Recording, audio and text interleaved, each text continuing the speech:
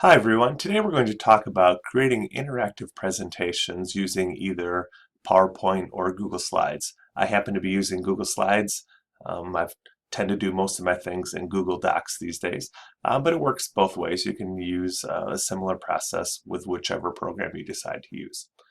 Normally when we think of slideshows like this, we think of them as in a linear fashion where you might be on the first page, then you would click to go through the second page, three exactly. And so you're going through your presentation in a linear fashion. And many times that's appropriate, but there are other times that maybe you want to have the viewer decide where they want to go. In that case, you're going to be creating what's called an interactive presentation. And in this case, we need to make some action buttons to let that happen. So what I'm going to do here is I'm on the home main menu page here, and I'm going to go up to the shapes, and I'm going to grab a shape that I'm going to use as my button. So right here, I'm just going to draw a shape. We'll make it like this right here. It turns white. I'm going to double click into this button and say page 1, because this button is going to take us to page 1. I might make it look a little prettier. I'll bold it up, give it the same font, and center it. And so I know that when I click on this button, I'm going to want the people to go to page 1. Well, I need to do the same thing for each of the other pages, so I'm going to make a couple more here. So I'm going to go Control C, which is copy, then Control V, and you'll notice I've made a copy of my button. So right here, I'm going to make this one go to page 2, and I'll do the same thing. I'm copying again, and this one's going to go to page 3. And we'll do one more. And this one's going to go to page 4. I'm using those red lines to kind of line things up and make it look nice. So now that I have the buttons, I have to actually make them actionable or make them be able to do something. So what I will do next is I'll click on the button that's going to go to page 1, and I'll go up here to the chain link because I'm going to insert a link. Now normally this is where you would put a website or something like that, but you don't always have to do that.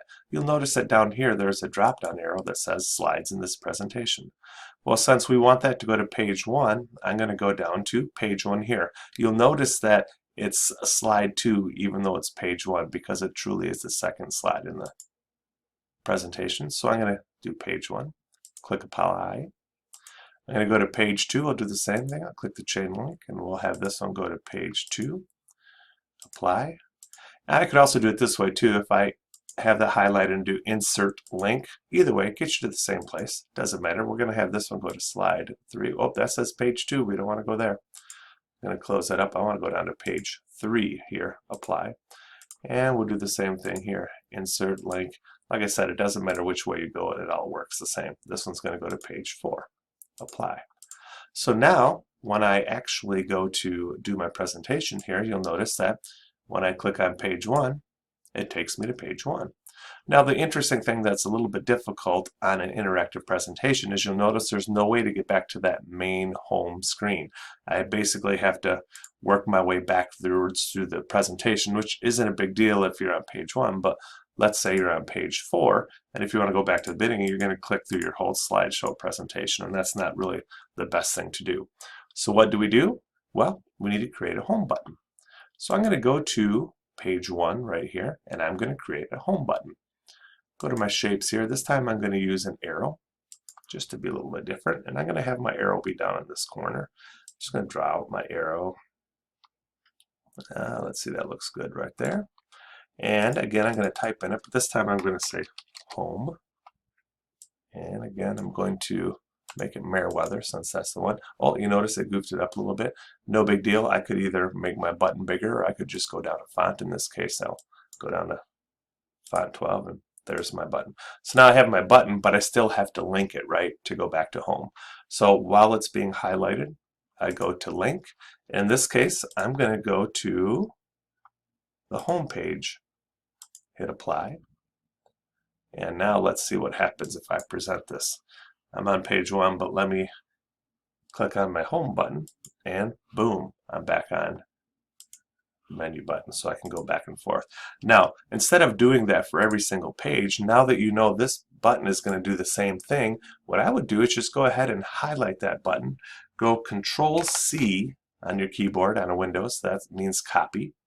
I'm going to go to slide 3 here and go Control V as in Victor. That means paste. And you'll notice I put it in the exact same place. I'll do it again here. And one more Control V. And now, no matter where I'm on page 2. I can go back to home. Page 3, go back to home. Page 4, back to home. So that is how you use action buttons while creating an interactive presentation. The next video will talk a little bit about how you can lock the navigation so that people go only where you want them to go.